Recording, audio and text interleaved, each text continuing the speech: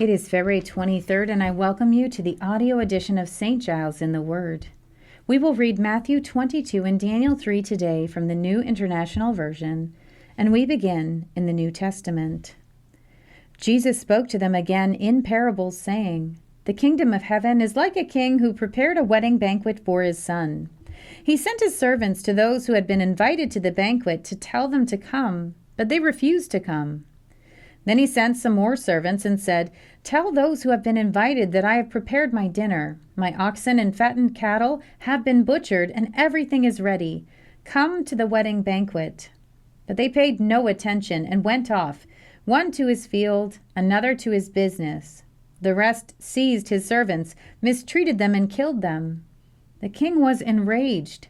He sent his army and destroyed those murderers and burned their city. Then he said to his servants, 'The wedding banquet is ready, but those I invited did not deserve to come.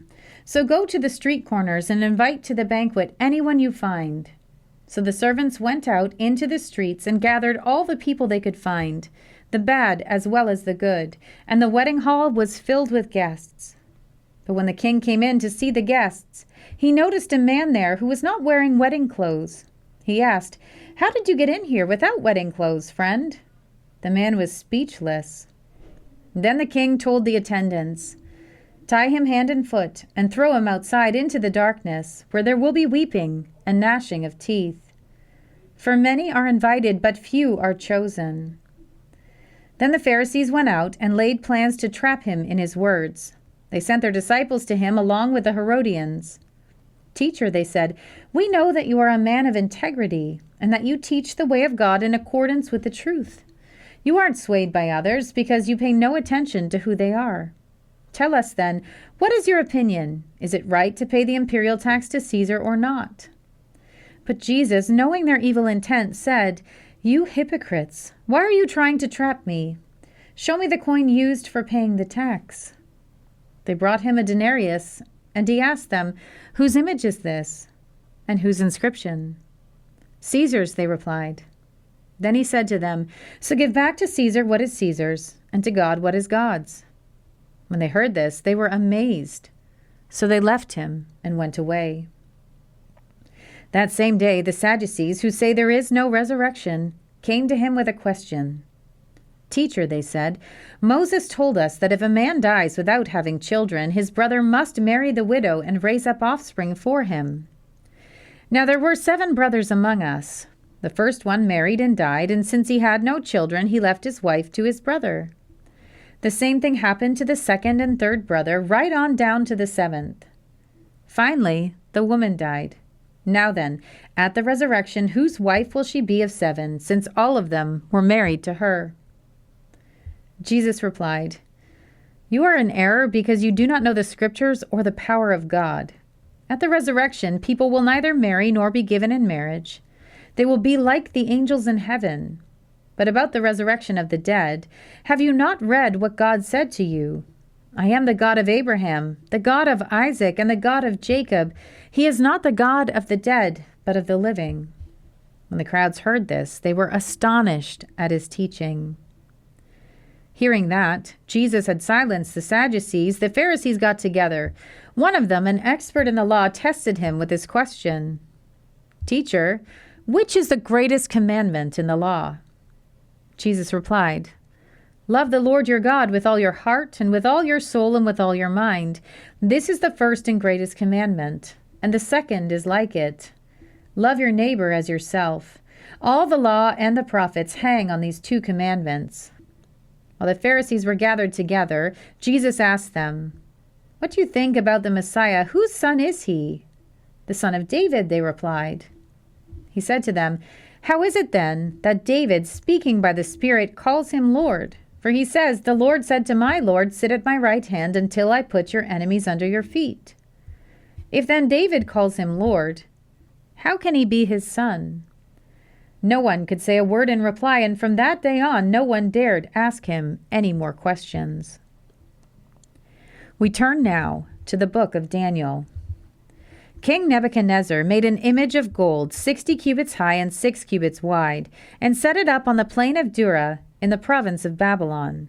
He then summoned the satraps, prefects, governors, advisors, treasurers, judges, magistrates, and all the other provincial officials to come to the dedication of the image he had set up.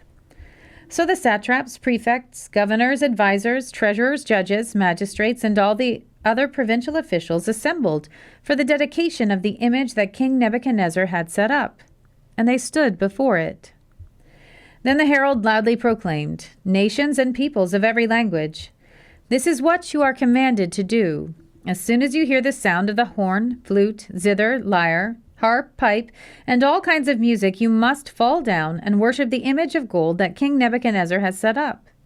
Whoever does not fall down and worship will immediately be thrown into a blazing furnace." Therefore, as soon as they heard the sound of the horn, flute, zither, lyre, harp, and all kinds of music, all the nations and peoples of every language fell down and worshipped the image of gold that King Nebuchadnezzar had set up. At this time, some astrologers came forward and denounced the Jews.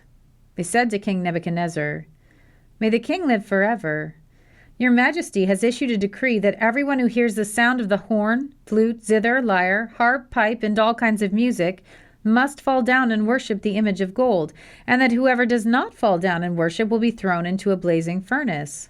But there are some Jews, whom you have set over the affairs of the province of Babylon, Shadrach, Meshach, and Abednego, who pay no attention to you, your Majesty. They neither serve your gods nor worship the image of gold you have set up." Furious with rage, Nebuchadnezzar summoned Shadrach, Meshach, and Abednego. These men were brought before the king, and Nebuchadnezzar said to them, "Is it true, Shadrach, Meshach, and Abednego, that you do not serve my gods or worship the image of gold I have set up? Now when you hear the sound of the horn, flute, zither, lyre, harp, pipe, and all kinds of music, if you are ready to fall down and worship the image I made, very good. But if you do not worship it, you will be thrown immediately into a blazing furnace. Then what God will be able to rescue you from my hand?" Shadrach, Meshach, and Abednego replied to him, "King Nebuchadnezzar, we do not need to defend ourselves before you in this matter. If we are thrown into the blazing furnace, the God we serve is able to deliver us from it, and he will deliver us from your Majesty's hand. But even if he does not, we want you to know, your Majesty, that we will not serve your gods or worship the image of gold you have set up." Then Nebuchadnezzar was furious with Shadrach, Meshach, and Abednego, and his attitude towards them changed. He ordered the furnace heated 7 times hotter than usual, and commanded some of the strongest soldiers in his army to tie up Shadrach, Meshach, and Abednego, and throw them into the blazing furnace. So these men, wearing their robes, trousers, turbans, and other clothes, were bound and thrown into the blazing furnace. The king's command was so urgent, and the furnace so hot, that the flames of fire killed the soldiers who took up Shadrach, Meshach, and Abednego, and these 3 men, firmly tied, fell into the blazing furnace. Then King Nebuchadnezzar leapt to his feet in amazement and asked his advisors, "Weren't there 3 men that we tied up and threw into the fire?" They replied, "Certainly, your Majesty." He said, "Look, I see 4 men walking around in the fire, unbound and unharmed, and the 4th looks like the son of the gods." Nebuchadnezzar then approached the opening of the blazing furnace and shouted, "Shadrach, Meshach, and Abednego, servants of the Most High God, come out, come here." So Shadrach, Meshach, and Abednego came out of the fire, and the satraps, prefects, governors, and royal advisors crowded around them. They saw that the fire had not harmed their bodies, nor was a hair of their heads singed. Their robes were not scorched, and there was no smell of fire on them. Then Nebuchadnezzar said, "Praise be to the God of Shadrach, Meshach, and Abednego, who has sent his angel and rescued his servants. They trusted in him and defied the king's command and were willing to give up their lives rather than serve or worship any god except their own God. Therefore, I decree that the people of any nation or language who say anything against the God of Shadrach, Meshach, and Abednego be cut into pieces and their houses be turned into piles of rubble, for no other God can save in this way." Then the king promoted Shadrach, Meshach, and Abednego in the province of Babylon. Here ends our reading for today.